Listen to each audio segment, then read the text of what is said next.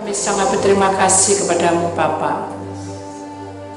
Biarlah pujian ini mengangkat kami. Kami hendak mendengarkan sabda firman-Mu mengenai kasih dan pelayanan. Bapa, Engkau menilik hati kami. Sebelum kami masuk dalam fase sabda firman-Mu, maka kami akan mendengarkan puisi tentang kisah perjalanan Tuhan Yesus di dalam pesan-pesannya, di dalam kehidupan kami. Karena perjamuan akhir, di mana saat itu pertemuan dengan murid-muridnya, dan di sanalah Tuhan memberi banyak nasihat. Biarkan perkataan ini akan tersimpan di dalam loh hati kami. Melewati puisi ini juga Tuhan, Kau jamah lidah bibir hamba-Mu. Demikian juga lewat tayangan film pendek, juga Engkau akan jamah Tuhan. Karena perjamuan terakhir itulah Tuhan memberikan hatinya, bicara panjang lebar tentang kasih dan pelayanan. Terima kasih Tuhan, kami siap untuk mendengarkannya. Di dalam nama Tuhan Yesus, biar kami akan tetap berdiri dan kami akan siap mendengarkannya. Terima kasih Tuhan. Amin. Bacaan puisi Lukas pasal 22 ayat 17 sampai dengan 20. Ambillah ini dan bagikanlah di antara kamu. Mulai dari sekarang ini, aku tidak akan minum lagi hasil pokok anggur sampai kerajaan Allah datang. Kemudian Yesus mengarahkan pandangannya kepada Yudas Iskariot. Apa yang hendak kamu perbuat? Perbuatlah segera. Kemudian Yudas Iskariot meninggalkan kumpulan itu. Yesus berkata, inilah tubuhku yang diserahkan bagimu. Perbuatlah ini menjadi peringatan akan aku. Cawan ini adalah perjanjian baru oleh darahku yang ditumpahkan bagimu. Yohanes pasal 13 ayat 33 sampai 35. Hai anak-anakku, hanya seketika saja lagi aku ada bersama kamu. Aku memberikan perintah baru kepada kamu, yaitu supaya kamu saling mengasihi. Sama seperti aku mengasihi kamu, demikian pula kamu harus saling mengasihi. Dengan demikian, semua orang akan tahu bahwa kamu adalah murid-muridku, yaitu jika kamu saling mengasihi. Yohanes pasal 14 ayat 27. Damai sejahteraku tinggalkan bagimu. damai sejahtera-Ku kuberikan kepadamu. Dan apa yang kuberikan tidak seperti yang diberikan oleh dunia kepadamu. Janganlah gelisah dan janganlah gentar hatimu. Yohanes pasal 16 ayat 28 dan 32 juga 33. Aku datang dari Bapa dan aku datang ke dunia, ke dalam dunia. Aku meninggalkan dunia pula dan pergi kepada Bapa. Lihatlah, saatnya tiba kamu akan dicerai-beraikan. Masing-masing ke tempat asalnya dan akan meninggalkan aku seorang diri. Namun, aku tidak sendiri karena Bapa bersamaku. Hal-hal ini telah kukatakan kepadamu, agar di dalamku kamu beroleh damai sejahtera. Di dunia kamu akan mengalami pergumulan, penderitaan, penganiayaan. Tetaplah sukacita. Kuatkanlah hatimu. Aku telah mengalahkan dunia. Amin. Kita akan berdoa. Bapa, kami sangat berterima kasih. Sebentar kami masuk di dalam film mengenai tentang kasih dan pelayanan. Dan kami masuk di dalam firman-Mu. Di dalam nama Tuhan Yesus. Yang percaya kita sama-sama berkata, amin. Kita akan menyaksikan film, silakan duduk kembali.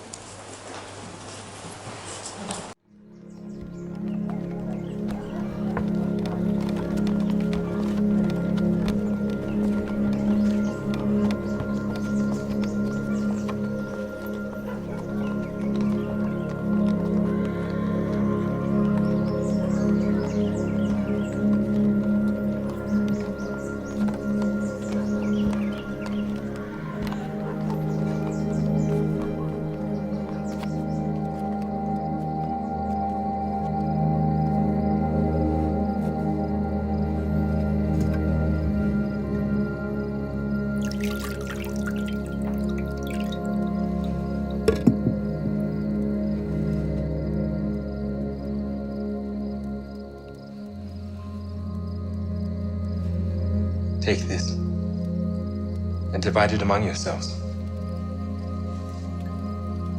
For I say unto you, I will not drink of the fruit of the vine till the kingdom of God shall come.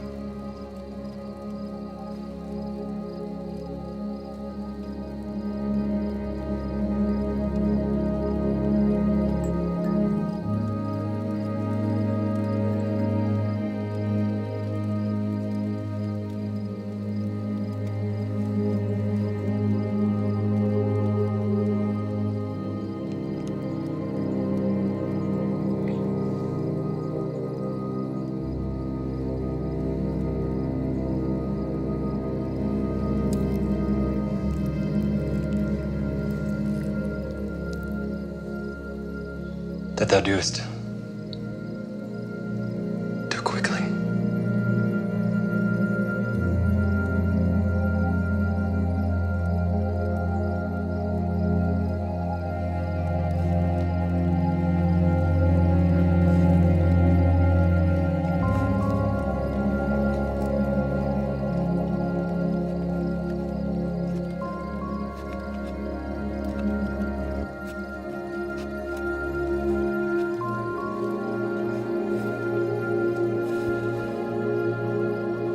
This is my body, which is given for you.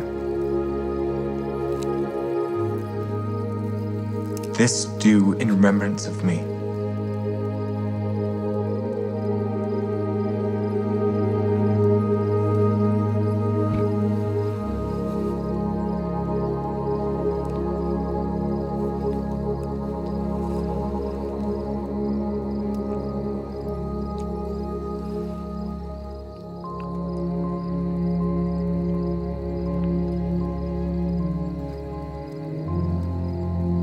This cup is the New Testament in my blood, which is shed for you.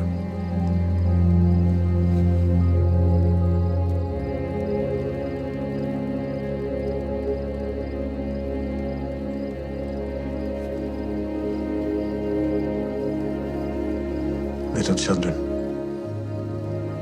yet a little while I am with you. A new commandment I give unto you, that ye love one another as I have loved you, that ye also love one another. By this shall all men know that ye are my disciples, if ye have love one to another.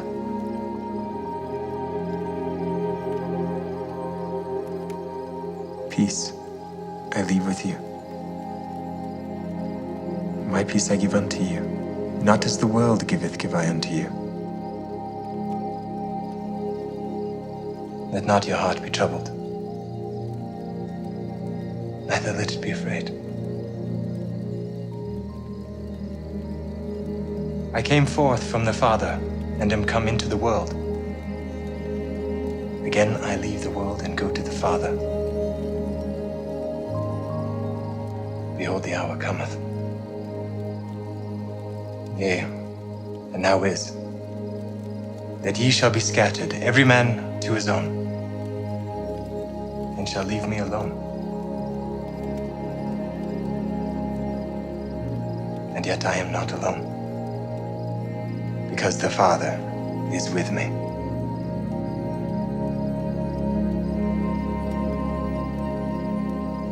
These things I have spoken unto you, that in me ye might have peace. In the world ye shall have tribulation. But be of good cheer.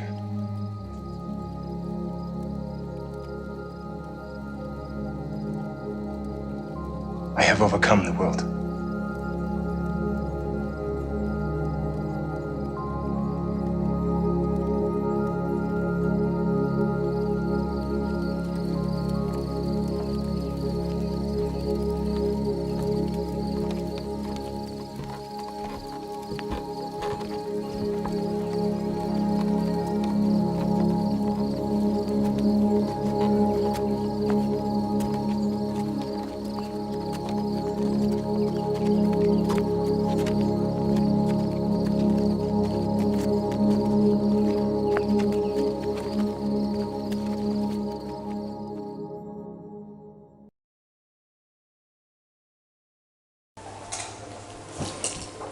Beri kumpulan pada Tuhan saudara. Puji nama Tuhan. Tuhan tidak pernah membiarkan hidup kita itu terlantar, saudara. Justru Dia mempersiapkan semuanya untuk masa depan kita. Tema hari ini adalah kasih dan pelayanan. Saudara yang terkasih dalam Tuhan, kita tahu bahwa ada waktunya kita akan mengadakan perjamuan di mana kita ada seperti di depannya adalah perjamuan suci. Tapi jangan dianggap bahwa itu adalah suatu kewajiban aja. Karena Tuhan ingin kita menyadari bahwa dengan perjamuan suci yang kita adakan setiap bulan, entah setiap waktu, kita harus memiliki janji Tuhan. Di mana janji Tuhan di sini dikatakan adalah kasih dan pelayanan. Sekarang kita tahu bahwa rancangan yang Tuhan berikan kepada kita itu ya dan amin. Ketika kita melewati jalan hidup kita masing-masing, mungkin kita akan mengalami banyak problema di dalam hidup ini. Dan setiap perjalanan hidup itu ada orang-orang yang mengalami kejenuhan dan depresi karena persoalan itu bertubi-tubi. Atau mungkin juga persoalan itu membuat kita tidak nyaman karena belum ada jawaban, saudara. Tema hari ini adalah mengangkat kita supaya di dalam perjamuan suci, dalam perjamuan kudus, kita tahu bahwa hukum kasih dan pelayanan itu harus ada di dalam setiap kehidupan anak-anaknya, termasuk kita hari ini. Kenapa? Karena wujud Tuhan di tengah-tengah hidup kita ini bukan sesuatu dewa penolong, tetapi Yesus itu betul-betul mencintai kita dengan apa yang ada di dalam kehidupan kita, kelemahan kita, ketidakmampuan kita, kadang pemberontakan kita, ketidakpuasan kita, Tuhan mau terima. Tapi kita harus sadar, saudara, bahwa dalam pergumulan kita, dalam hidup kita sehari-hari, kita memiliki hukum kasih itu adalah sungguh-sungguh sangat berarti. Sekarang apa yang harus kita lakukan? Kita lihat gambar yang pertama, kasih dan pelayanan ini. Mengapa di kiri kanan Tuhan Yesus ada para malaikat yang menjagai dengan berlaksa-laksa malaikat, dan dia memegang daun palam. Karena daun palam adalah lambang apa kemarin? Lambang apa? Ingat? Lambang? Lupa sudah. Lambang apa? Kemarin kita baru hari Senin saya terangkan bahwa daun palam adalah lambang penghormatan kebesaran Allah. Daun palam itu melambang bahwa seluruh dunia menyaksikan dan mendengar, bahkan mengabarkan sesuatu di mana Tuhan Yesus itu pernah masuk ke Yerusalem, diberikan penghormatan yang luar biasa dengan daun palam. Makanya di sini ada daun palam yang dipegangnya sebagai simbol, saudara, bahwa daun palam ini adalah kasih dan pelayanan. Mari kita akan masuk lagi, saudara, di dalam satu perjanjian firman Tuhan di sini, di dalam Yohanes pasal yang ke-13 ayat yang ke-34. Aku memberikan perintah baru kepada kamu, yaitu supaya kamu saling mengasihi. Sama seperti aku mengasihi kamu, demikian pula kamu harus saling mengasihi. Amin. Ini tanda bahwa kuasa Allah itu kalau kita undang di tengah-tengah kita, maka kuasa Allah itu memberikan kasih-Nya di dalam kehidupan kita dan di dalam seluruh hidup kita, tubuh kita, roh kita, jiwa kita memiliki sinar kemuliaan dari Allah. Jadi kalau kita memiliki kasih dari Allah, kemuliaan itu menembusi seluruh ruang hidup kita. Senang nggak, saudara? Senang nggak? Senang. Kenapa? Kalau di dalam Yohanes 13:34 ini menjadi hidup kita, menjadi satu bagian di dalam hidup kita, maka kemuliaan Tuhan itu menyinari seluruh hidup kita, dan kita akan menjadi kuat. Karena kasih ini menggambarkan tentang bagaimana Tuhan bergumul di dalam tantangan di dunia ini mengenai salib. Dan tidak cukup itu, orang di sekitarnya ada juga mengkhianati dan penyangkalan. Siapa yang mengkhianati? Yudas. Siapa yang menyangkal? Petrus. Satu kubu, satu tubuh. Jadi saudara harus ingat bahwa di akhir zaman ini kita akan melihat orang-orang di sekitar kita banyak perkara. Dan kita tidak boleh membencinya. Ketika Yesus masuk di dalam ruang tempat doa, mukanya tidak senang loh saudara, pasti muram, sedih. Duduk pun sedih. Dia membasuh kaki murid Tuhan Yesus juga sedih. Tuhan Yesus sudah menunjukkan kasihnya lewat pelayanannya. Dia membasuh kaki murid-muridnya. Dengan posisi seperti itulah, itu berarti kasih itu adalah rendah hati. Jadi kalau kita memiliki kasih dari Yesus, kita harus apa? Rendah hati. Contohnya seperti apa, Bu? Kita hidup itu suami istri. Suatu ketika konseling dengan saya. Pertama-tama istrinya berkata, Bu, bagaimana cara saya melayani suami? Sementara suami itu kasar dan suka mentak-mentak. Kalau tidak dituruti dia pukul saya. Ya sudah, kita berdoa. Oh iya, saya berdoa, amin. Bu, apa sih yang mau lihat? Katanya. Loh, saya bukan dukun. Saya tidak lihat apa-apa. Aduh, doa lagi aja, Bu. Untuk, ya, doa untuk saya, keluarga saya. Oh ya, tadi kan untuk suami istri, saya doa untuk keluarga. Sudah, amin. Dia tunggu saya. Lama, mau konseling apa lagi? Apa yang dilihat tadi? Jadi saya bingung, saudara. Jadi kalau orang konseling itu harus nembus gitu-gitu, saudara. Boleh kah? Halo? Nggak boleh.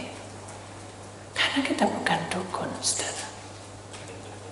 Jadi kita berdoa, biar Tuhan yang menyampaikan. Kita berdoa, biar Tuhan membuka hati, memberi tahu. Kita berdoa, biar Tuhan yang memberi nasihat. Kita berdoa, biar Tuhan yang akan mengarahkan kita untuk ke masa depan. Akhirnya saya bilang gitu, oh, ya udah, pesan Tuhan apa? Nah ini yang benar. Pesan Tuhan apa? Tuhan tidak berpesan apa-apa. Cuma Tuhan bilang kamu banyak berdoa. Sudah, Bu. Doa saya itu ya pagi, siang, malam. Nanti kalau ada apa-apa doa. Jadi mungkin ada 6-7 kali. Jadi kalau doa apakah perlu dihitungi? Enggak loh. Kalau kita hitungi doa, gak habis-habis, saudara. Karena setiap kali saya mau apa gitu, Mama saudara, itu saya, ini kesaksian saya bukan pamer, cuma saya hanya kesaksian. Saya mau ambil tisu ini, Tuhan berkati tisu ini. Tutup dengan bungkus dengan darahmu. Nanti apalagi ambil nih tab, Tuhan berkati tab ini, bungkus sucikan dengan darahmu. Tuhan berkati HP ini, bungkus sucikan dengan darahmu. Berarti semua yang tak pegang itu tak doa, no. Berapa kali saudara doai? Jadi pada intinya mengapa kok seperti itu? Karena dalam doa ada masa, saudara. Suatu ketika, saudara, ada seorang perempuan, saya terangkan dengan ini ibu ini. Dia itu lagi kacau gitu hidupnya karena dia punya musuh. Akhirnya dia bilang, Tuhan, apa yang harus saya lakukan? Doa aja. Hanya dia doa, bajunya didoakan, semua pita, apa pokoknya semua yang dia pegang itu didoakan. Suatu ketika dia punya jepit atau sapu tangan, ya saya lupa, itu ketinggalan. Itu udah didoa, no. Ketemu dengan musuhnya. Setelah itu dia dukunkan, saudara. Jadi barang ini tadi didukun, no, saudara. Saudara, yang berperang itu siapa? Saya ingin tanya, ini kan dari doa, berarti ini didukunkan. Yang perang dengan dukunnya itu orang itu yang didukunkan atau Tuhan? Kenapa? Karena sudah didoakan. Nah, jadi kalau sudah didoakan, berarti walaupun itu sampah sekalipun, saudara, walaupun itu sudah terbuang, kalau itu didoakan, ada kuasa. Karena ini didukunkan, mental dukunnya, tapi dia diem, hanya dia lakukan ini begini persyaratan-persyaratan. Tabrakan, saudara, yang dukun itu. Dan yang paling parah, dukunnya sudah bilang, kalau kamu mau, ini persyaratan, kalau sampai tidak bisa kena kamu. Dan kamu tidak akan sembuh kalau tidak minta maaf sama dia. Nah, hanya terjadi sakit, tidak sembuh-sembuh. Sampai habis badannya. Baru dia mau mati, baru bilang minta maaf. Kasep, saudara. Dia mengungkapkan isi hatinya karena dia benci, karena dia dendam, karena apa, dibuka. Tapi sudah dari tulang dan kulit.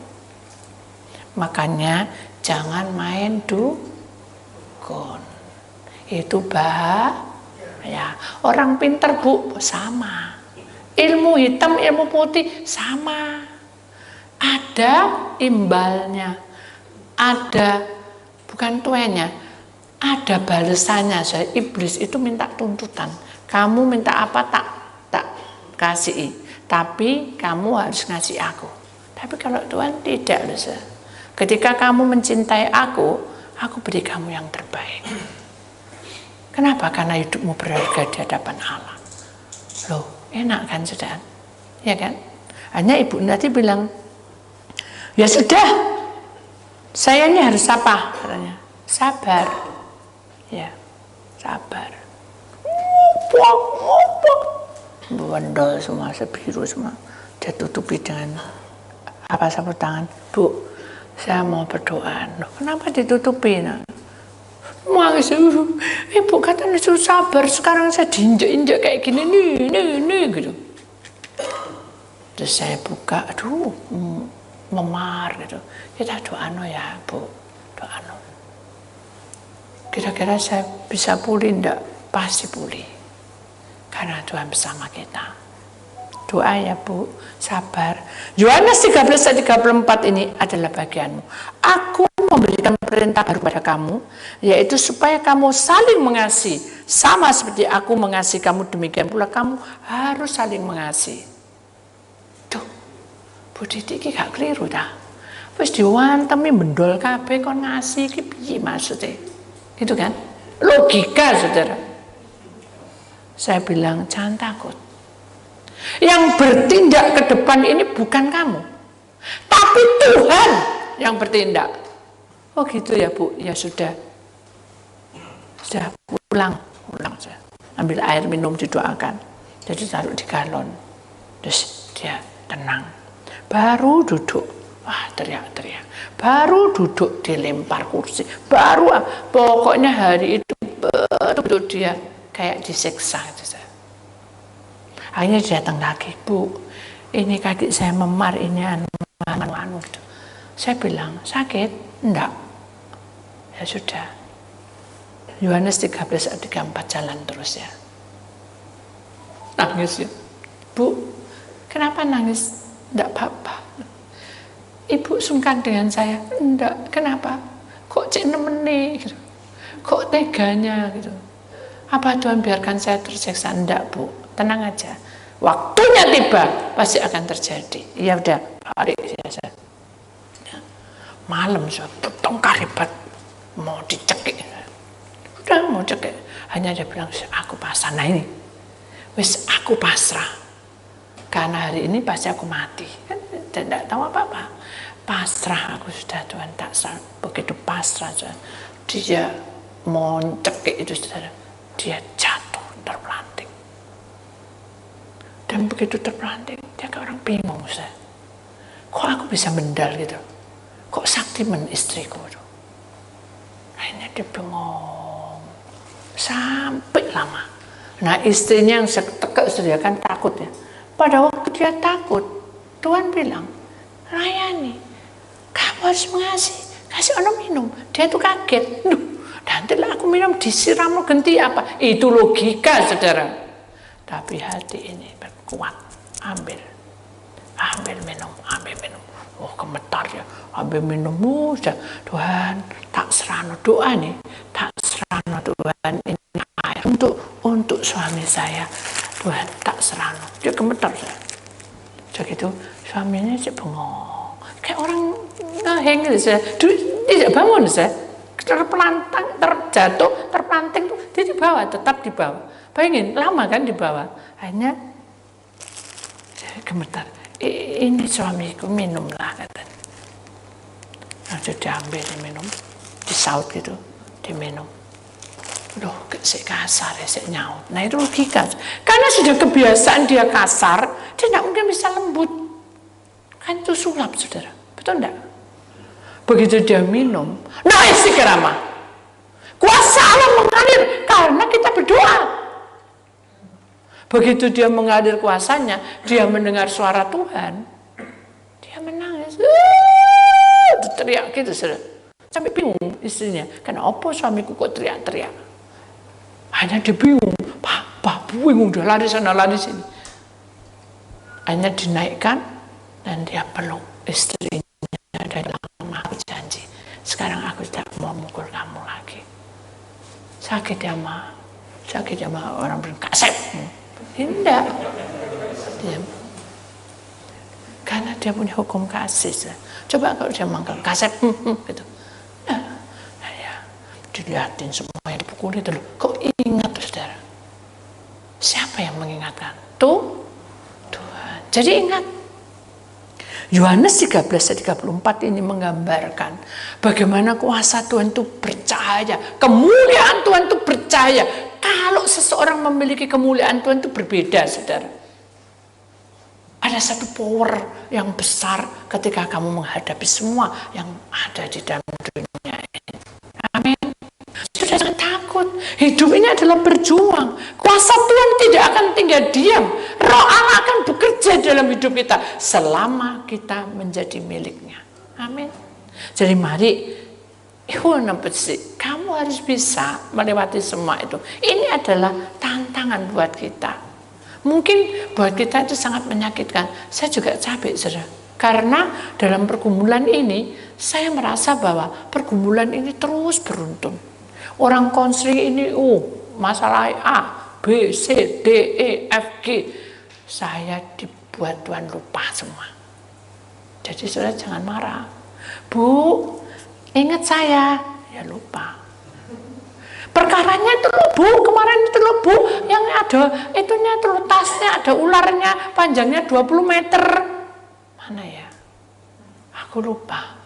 Saya lupa, mohon maaf ya. Ya apa sih bu, sembahyang dia lupa. Dia ingat semua, saya tua, saudara. Berapa persoalan itu. Tuhan itu baik. Jadi Yohanes 13:34 itu mengingatkan kita bahwa masa-masa hidup kita itu terbatas. Tetapi persoalan yang kita hadapi pasti Tuhan punya jawaban di situ. Amin. Kita ngomong enak, saudara, ya. Tapi yang jalani itu susah, saudara. Benar. Karena itu akan kita alami. Sebelum 666 tiba, kita harus berjuang. Jangan kamu putus asa bila ini adalah pergumulanmu. Ketika saya melihat papa saya sakit, saya melihat suami saya sakit, satunya di rumah sakit, satunya di rumah. Bingung enggak, saudara? Bingung. Saya hanya berkata, Tuhan, tak serano. Saya enggak mampu. Apa yang saya lakukan? Kan ini papa juga saya sayang. Saya cinta sama papa. Suami juga saya cinta sama suami. Yang mana yang harus saya lakukan? Jadi akhirnya saya juga bergumul di dalam doa. Tapi saya percaya bahwa kemuliaan, kasih anugerah Tuhan itu akan bersama saya. Akhirnya saya capek-capek, ke sini kita layani, ke situ kita layani. Ya capek, orang bilang tuh kasarnya ke sana, sebentar ke sini, mencolok sana, mencolok sini, hinggap sana, hinggap sini. Tapi saya harus layani. Sekalipun mungkin kita agak keter, belum mandi, belum apa, itu adalah pelayanan. Kasih yang memberikan, kasih yang mula-mula yang Tuhan berikan kepada kita, ada kasih yang penuh dengan pengorbanan, kerelaan. Jangan ngomel, saudara. Ya. Ketika kita disakiti, mungkin kita bisa berkata, kok cek tega nih, dengan cucuran air mata. Tapi Tuhan Yesus apa tidak lebih hancur? Bahkan Tuhan berkata, pergilah kamu, selesailah tugasmu. Bayangin saja. Tuhan tahu bahwa Yudas itu akan menjual dia dengan 30 keping perak. Wajah Tuhan itu tidak senang, tapi dia harus ngomong. Dia harus melayani. Ada waktunya yang harus dilalui, masa-masa sulitnya. Begitu Yudas pergi, hatinya makin luka. Harusnya Yohanes tidak, Tuhan Yesus, aku tidak jadi, kan gitu. Dia malah meninggalkannya dan pergi ke orang-orang Farisi dan orang-orang yang betul-betul membenci Yesus waktu itu. Ahli-ahli waris, ahli-ahli hukum Taurat yang tahu betul-betul bagaimana proses kehidupan perjalanan hidup Tuhan sebagai juru selamat. Tapi dia angkuh. Nah ini saudara perbedaannya. Ketika kita punya hukum kasih dari Tuhan, kita bisa mengampuni orang-orang yang ada di sekitar kita. Mungkin dalam hidup kita bisa hitung saudara ya. Aku ini wis sabar loh, cukup sabar. Tapi kamu tuh bikin masalah terus. Pernah enggak saya seperti itu? Aku ini cukup sabar, kamu ini bikin aku stres. Pernah enggak? Aku ini cukup sabar, kamu bikin ulah. Pernah enggak? Dari situlah saudara kita belajar. Mungkin kita tidak sanggup saudara, karena hidup kita itu terbatas. Tapi ketika kita minta Yohanes 13:34 masuk dalam hidup kita, dan kita akan menjadi power, kita punya kekuatan. Amin. Kita punya kuasa yang besar, di mana kasih Tuhan yang mula-mula itu merasuk dalam hidup kita. Nanti kita akan mendengar satu nyanyian, bagaimana aku kan bernyanyi tentang cinta kasih Tuhan. Kita bisa menggambarkan puisi seperti apa. Kuasa Tuhan itu tidak bisa dilukiskan dengan apapun. Pengorbanan Tuhan tidak bisa dibayar dengan apapun. Tapi ketika kita datang padanya, itu adalah sesuatu kehidupan yang baru. Supaya kita diperbarui langkah kita untuk masa depan kita. Saudara, ingatlah bahwa kasih itu di atas segala-galanya. Iblis tidak mau kasih, saudara. Iblis itu pendendam, benci, jengkel, amarah, gondok, menyesal, dan stres. Iblis mau hidup kita seperti itu. Tapi Tuhan memberikan hukum kasih ini supaya kita punya power untuk memerangi penguasa-penguasa yang tidak benar. Mari kita punya itu. Amin. Ketika kita memegang nanti roti yang hudisigrama, yang jelas-jelas ada tubuh Kristus yang berkorban karena dia mencintai dan mengasihi kita. Amin. Mari kita imani saudara. Kemudian yang kedua, di dalam Efesus pasal 4 ayat 16, daripadanya lah seluruh tubuh yang rapi, tersusun, dan terikat menjadi satu oleh pelayanan semua bagiannya, sesuai dengan kadar pekerjaan tiap-tiap anggota, menerima pertumbuhannya dan membangun dirinya dalam kasih. Apa ini artinya? Artinya adalah di dalam hidup kita ada tubuh, ada roh, ada jiwa. Tetapi tubuh adalah yang paling fana. Tubuh ini tidak sempurna. Tubuh ini apa ya orang bilang, banyak pelanggaran ya. Kenapa? Karena punya kedagingan, punya pikiran, punya perasaan ya. Itu mengarah kepada jiwa. Tetapi kita sadar di Efesus 4:16 ini menunjukkan bahwa seluruh tubuhmu itu hendaknya disusun, saudara. Disusun itu artinya adalah mempersiapkan hidup kita supaya kita menjadi lebih kudus di hadapan Tuhan. Contohnya seperti apa, Bu? Biasanya kita malas berdoa. Masuk ono doa, saudara. Biasanya kita males nyanyi-nyanyi karena kita tidak pinter nyanyi. Gak apa-apa. Bukaan HP-mu ya. Dan kamu buka puji-pujian penyembahan. Jangan film Korea, saudara. Atau drama. Tidak ada berkat. Tapi kalau saudara membuka puji-pujian, semua tembok-tembok ini penuh dengan urapan Allah. Amin. Belajar seperti itu. Itu menyusun. Berarti tubuhmu dirapikan dengan kemuliaan Tuhan. Karena kasih yang mula-mula itu diberikan ketika kita membuka hati kita kepada Tuhan. Amin. Kemudian di sini dan diikat menjadi satu oleh pelayanan. Maksudnya apa? Saudara masing-masing memiliki tugas, betul enggak? Saudara punya tugas masing-masing. Ada yang menjadi mama, ada yang menjadi papa, ada yang menjadi anak, ada yang menjadi mantu, ada yang menjadi apa ya? Putu, ya.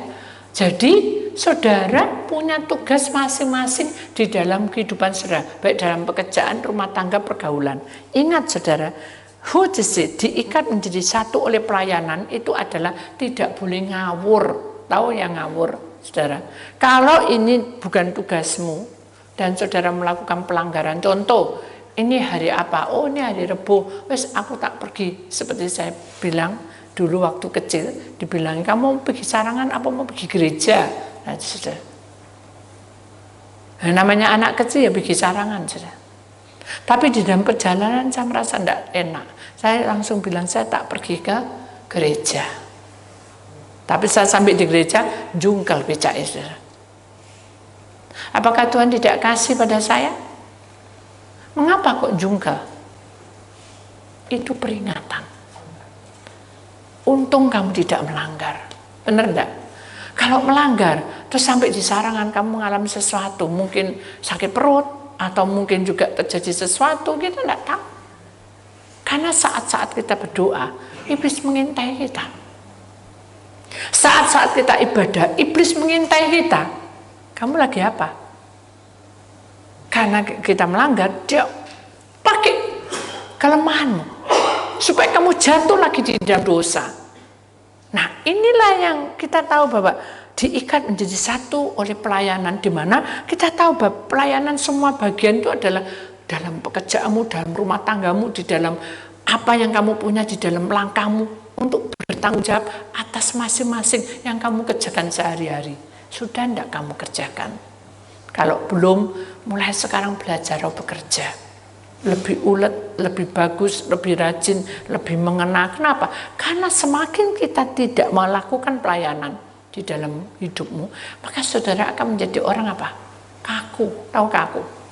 Orang itu kalau tidur, tubuh kita aja tidur, enggak usah bangun-bangun, tiduran, terus tidur. Gak sakit dan saya terus tidur ya. Semua makan di tempat tidur, semua. Terus saudara tiba-tiba berjalan 1 bulan atau 10 aja 10 hari. Bisa jalan enak enggak? Enggak bisa, saudara. Karena otot-otot ini tidak digerakkan. Karena kita tidak bergerak, maka kita akan menjadi kaku kayak robot. Kok rinu ya siniku, kok anu ya, kok nah, karena kita tidak bergerak. Sama ketika kita menjadi hidup di dalam dunia ini, kita penuh dengan, tadi kan Tuhan bilang kamu akan bergumul, kamu akan dianiaya. Ingat tadi pesan Tuhan, berarti kita harus bergumul, kita harus berjuang. Hidup ini harus berjuang, jangan berdiam. Hidup ini harus bergerak supaya otot-ototmu secara fisik adalah tubuh, tapi secara roh otot-ototmu adalah iman percayamu, pujian penyembahanmu, misbah doamu. Itu adalah otot yang mengangkat kamu untuk masuk di dalam misbah Tuhan. Jadi itu yang harus digerakkan supaya pelayananmu itu genap, bahwa aku akan menyertai kamu. Amin. Demikian juga di sini katakan sesuai dengan kadar pekerjaan tiap-tiap anggota. Jadi kita tidak boleh, apa ya orang bilang, mendahului Tuhan dulu. Contoh seperti saya ditelepon, Bu tolong ono aku, Bu tolong ono. Loh ya ini loh anakmu roy tidak ada, tolong ono Bu aku. Kalau saya mau tak terbang ke sana, sudah. Tapi saya tidak boleh. Harus sesuai dengan kadar kerjaan tiap-tiap anggota. Oh ya, ini besok saya ada ibadah, kita doa dulu aja. Mau apa? Nggak dijawab, nggak berani, sudah. Begitu sudah, amin, nanti ya tak kabari. Begitu sudah, malamnya saya tanya, Tuhan, ini tadi ada orang yang rohnya nggak ada. Apa Tuhan izinkan saya ke sana? Kalau dibuka semua, hati tenang, damai buah. Ya Ti, ya layanono, enak sudah gitu. Nggak ada apa-apa di dalam hati ini kuat. Ya layani aja. Ya sudah Tuhan, tak serah. Berserah sudah, kita mau ke sana perang dulu kadang saya. Di dalam rumah itu ada apa? Perang dulu saya. Temui ini roh ini, temui ini. Waduh, saya sampai gini, Tuhan. Wah, ini roh yang di dalam rumah itu serem ya Tuhan. Iya, tapi bukan kamu yang maju hambaku, aku yang maju, malaikatku. Jadi ingat saudara, ketika kita lakukan bagian sesuai dengan kadar pekerjaan tiap-tiap anggota, roh Allah bekerja dan turut campur tangan. Amin. Itu yang Tuhan katakan, menerima pertumbuhannya dan membangun dirinya dalam kasih Kristus. Kita harus bertumbuh. Kalau kita tidak bertumbuh, kita tidak memiliki kuasa Allah seperti gambar ini. Orang yang memiliki roh kebenaran seperti ini punya hikmat dari surga. Sehingga apa yang dilakukan itu tidak mubazir, tidak sia-sia. Semua akan disediakan. Amin. Semua akan dinyatakan. Amin. Karena Tuhan itu punya rencana indah atas hidup kita. Amin. Jadi saudara, suatu saat ada satu kesaksian yang membuat saya sukacita. Saya itu suka alam, ya saudara. Suatu ketika saya itu hanya bilang gini, Tuhan, saya ini jenuh, pokoknya jenuh. Tapi saya tahu bahwa Tuhan itu punya rencana di balik semua itu. Ya sudah, kita pelayanan. Hanya kita pelayanan saja. Memang kita tidak pergi ke suatu tempat yang wah kita melihat alam, wah enak ya gini, wah ada bro, enggak. Tapi perjalanan, dalam perjalanan itu saya ditunjukin Tuhan di loh gunung, ya. Lihat awannya hambaku, gitu. Saya melihat sukacita, keluarkan tanganmu. Tuh, saya merasa bahwa Tuhan itu sangat harmonis, saudara. Begitu saya keluarkan tangannya dari kaca jendela, dingin sekali. Seperti Tuhan itu menjamah saya. Aku bersama. Saya bahagia. Sekalipun tubuh capek. Tuhan itu menyertai perjalanan kita seperti gambar ini. Siapa tidak suka kita dijagai seperti ini? Saya tahu bahwa hidup kita tidak sempurna. Saya juga pernah melanggar. Tapi bukan berarti saudara lemah iman saudara. Saat saya sakit saudara, saya benar mengeluh. Tapi saya tetap berjalan seperti Tuhan mau. Saya lakukan sekuat saya. Itu usaha. Kalau saudara tidak usaha, selamanya saudara tidak akan bisa bergerak. Kita pun juga demikian. Kita di dalam posisi kita untuk menerima tubuh dan darah Tuhan, bergerak, berjalan, iman, semua akan dibuka sama Tuhan. Karena dia tidak tidur, saudara. Dia hidup sampai sekarang. Dan jangan coba-coba untuk mempermainkan. Karena kita itu manusia. Mungkin saudara mengandalkan saya pasti bisa mengecewakan saudara. Karena saya tidak sempurna. Tapi ketika saudara berserah pada Tuhan dan mengandalkan Tuhan, sekalipun saudara berjanji dengan saya, mungkin saya tidak bisa, saya tetap mengucapkan syukur. Kenapa? Karena saudara melihat Tuhan di atas segala-galanya. Amin. Lewatono saudara. Karena Efesus 4:16 ini adalah janji Tuhan kepada kita. Ketika kita serahkan seluruh tubuh kita dan kita terikat, tersusun rapi di dalam pelayanannya, maka kuasa Tuhan itu akan bekerja, membangun diri kita, bahkan mengadakan pertumbuhan iman. Amin. Jangan saudara hanya sebagai pendengar. Jadilah kamu pelaku firman. Lakukan. Mulai sekarang kamu ngambil kunci mobil Tuhan, sertai aku. Amin. Mau menaik rambut Tuhan, sertai aku. Mau apa saudara lakukan, sertai aku. Amin. Tuhan tidak pernah membiarkan kita, saudara. Selama kita selalu memanggil Dia, Dia ada. Dan Dia di dekat kita. Amin.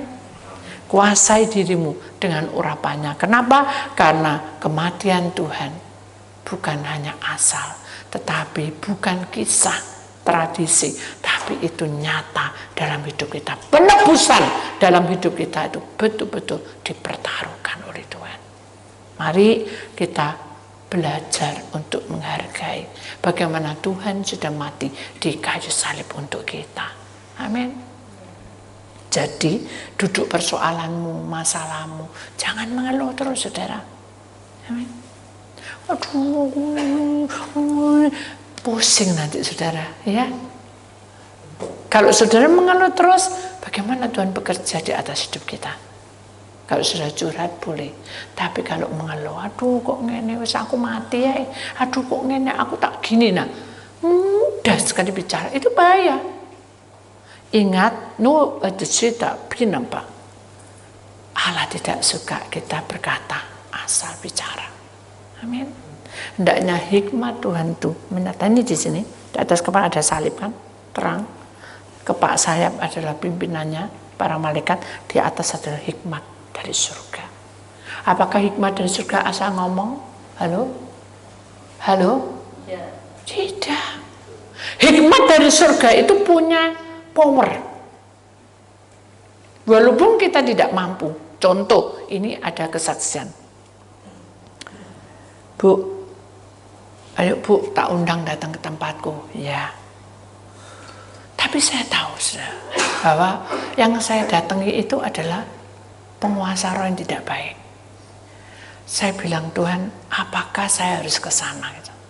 Tuhan bilang, harus ke sana. Selesaikan. Karena ini turunan-turunan. Oh ya. Saya sampai di sana, saya bilang, Tuhan, saya merasa bahwa tidak ada apa-apa. Cuma saya berserah aja sama Tuhan. Jangan ngenteng, no, saudara. Ketika kita menjadi anak Tuhan, aku sih doa nomik Bu Titik, wis gak apa-apa, jangan gitu, saudara. Belum selesai peperangannya. Sudah selesai, sudah, akhirnya kita doakan, besok kita urapi. Ya, saya tidur ya. Begitu tidur, saudara, gak bisa tidur. Karena ada penguasa penjaga situ tuh seperti apa ya, saya? Bukan kuda. Itu mungkin juga babi hutan, saudara. Duduk, ada taring. Jadi ini rumah yang saya tiduri itu, ini muter. Pus. Saya bingung, kok ada angin lesus? Itu pikiran saya. Tapi kok auranya nggak enak ya? Akhirnya saya berdoa, Tuhan apa yang terjadi? Kok ada seperti binatang? Kok aneh ya? Saya berdoa, Tuhan, tak serano. Puter. Begitu saya tak serano, tambah keras. Akhirnya saya bilang, Tuhan, seperti Efesus 4:16, saya harus menata tubuh saya supaya saya merapikan, tersusun di dalam kuasa Allah. Wes tak serano tubuhku, rohku, jiwaku, tak serano semua, Tuhan. Tuhan mau apa? Karena saya tidak mungkin berperang dengan roh itu, tidak kelihatan, tapi puter. Jadi kayak mama orang tuh kayak dibawa sudah di alamnya dia. Tertambah keras. Jadi kalau kita ngikuti mungkin bisa pusing. Hanya saya berserah. Tapi Tuhan bilang, pujiin aku, sembahlah aku.